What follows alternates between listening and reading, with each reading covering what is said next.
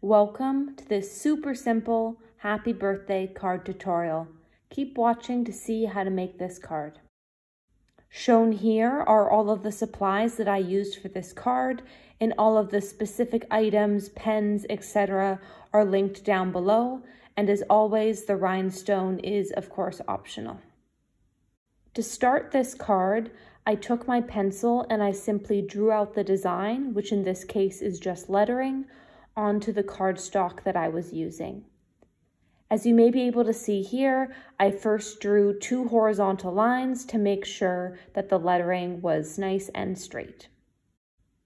Then I switched over to a thin black pen and simply outlined or basically traced over all of the pencil lettering that I had just drawn in. Here I'm using my favorite Faber-Castell pens, and this pen is in thickness F.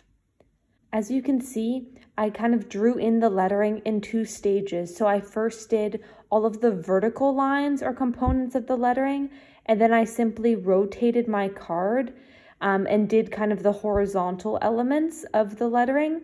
And I simply just rotated the card so that I was again kind of drawing vertical for the horizontal elements of the letters, which just made it a bit easier for me to freehand these sections of the letters in and get them as straight as possible.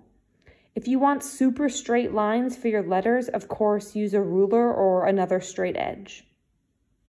And once you have that complete, really essentially this card is done. It's super simple and easy to make.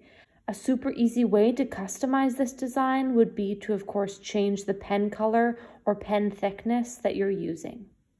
However, if you want to add a little bit of extra sparkle, you can always add a couple rhinestones. As you see, I do that a lot on my cards, and it's a super easy way to spruce up the design.